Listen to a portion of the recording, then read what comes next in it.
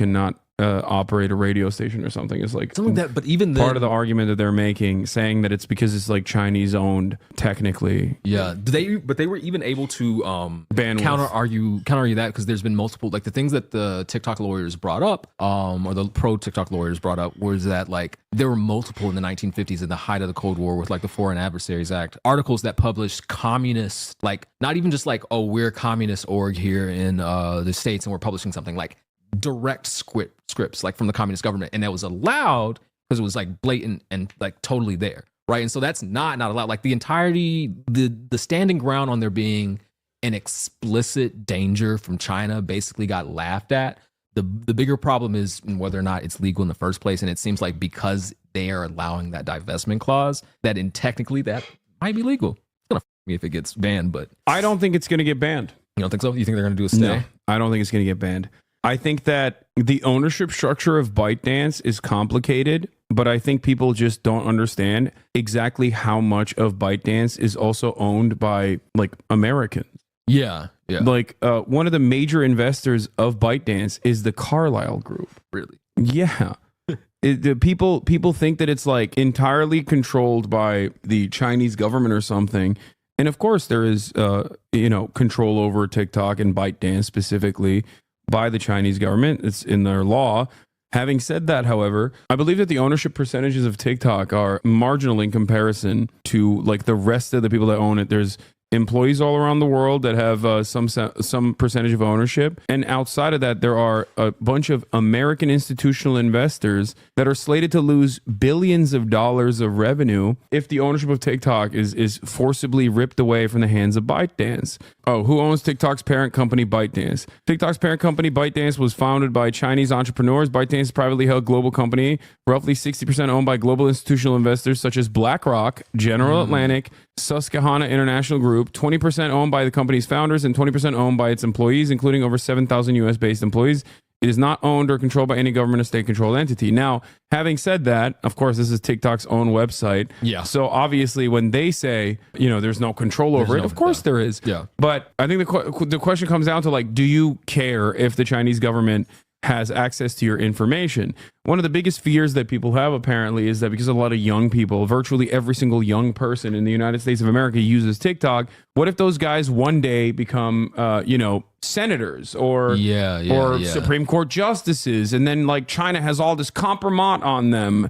And I find that to be ridiculous. I find that to be a funny fear that they have. And also, and I've maintained this position for quite some time, the notion that like TikTok is getting like a tremendous trove of data is a hilarious argument to make in the United States of America, where like if the Chinese government wanted to get this trove of data, they could just buy it from a data broker. In fact, like the thing is, I think where I was shocked by the Supreme Court thing is that like the Supreme Court brought this up, right? They grill either side really hard. And when the pro-ban, the Solicitor General, was talking, she was like, there's a unique and covert threat from China. And they were like, this is what separates this from any other tech company? Like, what makes this any different? And fundamentally, they couldn't argue that this was an especially unique threat from anything. So like, yeah, like it's a very funny, like, fear-mongering argument. Shout out to Zuckerberg for I can't remember the name of the, there's like a media group or a pushing group. So he like push these, like he put like 100 mil into it or something, but like it's a whole thing where they're trying to be like, no, like they're gonna get your kids, they're gonna convince your kids that like Xi Jinping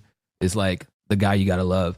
Yeah, well, too late, I say. This is also another interesting part of this process, which is that ByteDance's board of directors is comprised of 5 individuals, and the CEO obviously is Singaporean. Although if you ask Tom Cotton, that's basically Chinese, but a different. That's a different kind of Chinese. What kind of Chinese are you? Of what nation are you a citizen? Singapore. Are you a citizen of any other nation? No, Senator. Have you ever applied for Chinese citizenship? Senator, I served my nation in Singapore. No, I did not. Do you have a Singaporean passport? Yes, and I served my military for two and a half years in Singapore. Do you have any other passports from any other nations? No, Senator. Your wife is an American citizen. Your children are American citizens. That's correct. Have you ever applied for American citizenship? No, not yet. Okay. Have you ever been a member of the Chinese Communist Party? Senator, I'm Singaporean. No. Have you ever been associated or affiliated with the Chinese Communist Party? No, Senator. Again, I'm Singaporean. Yeah, exactly. Are you Chinese or Japanese? Arthur Danchik, Susquehanna International Group, U.S. base. Bill Ford, General Atlantic. Philip Lafont, Coat Management, U.S. base. And then Neil Shine, Sequoia, Hong Kong based. So that's what's silly about this process as well, because with how global finance capital operates, like it's virtually impossible to have a product that is so expansive, that is used by billions of people globally. It's virtually impossible for institutional investors to not, especially American institutional investors, to not in some way, shape, or form be involved in the profit-making side of things. So I think it's hilarious, like red baiting, anti-Chinese sentiment. And I think the real reasons, like there are multiple different parties involved in the banning of TikTok, and each of them have their own unique little interests. Mark Zuckerberg and obviously Google, for example, absolutely want to eviscerate TikTok because they want to be TikTok. They see every moment that people are spending on TikTok is a moment they could be spending on YouTube Shorts or Instagram Reels. So of course they want that market share. They want that delicious, juicy market share. For the ADL and the Israel lobby, it's an entity that is uncontrollable and is not susceptible to the same censorious whims that Western social media companies are. So then that's another problem. Like people getting blasted straight footage from Gaza for like the entire thing. Like, so that's a genuine, I think that's literally the straw that broke the camel's back, really. I think that's when obviously Donald Trump, even when he was president, talked about wanting to ban TikTok by executive authority. And then, they passed the buck down to Congress and a lot of legislation was passed around, but post-October 7, there was enough momentum, especially because people could not comprehend why so many people under the age of 35 had demonstrated sympathy towards Palestinians. They were like, what the f is going on? We need to put an end to this. So TikTok was seemingly the responsible culprit. And that was... that was a great way to kick this over the finish line, and that's why it happened. It's something that is very alarming, and it will happen a lot more in the Trump administration, in my opinion, where the American State Department and national security concerns are going to be constantly used to try to push out by force Chinese commerce from the American marketplace. Yeah, it's genuinely a stress test. There's not even like it's kind of listening to them argue about it. There's not even a precedent. There's no case that works or operates in this exact same way, and it's more of a stress test for what they can do with the law and how much they can get rid of. And what were there's 4 countries listed under the Foreign Adversary Protection from Foreign Adversaries Act. It's like China, Iran, Russia. Venezuela. Is Venezuela in there?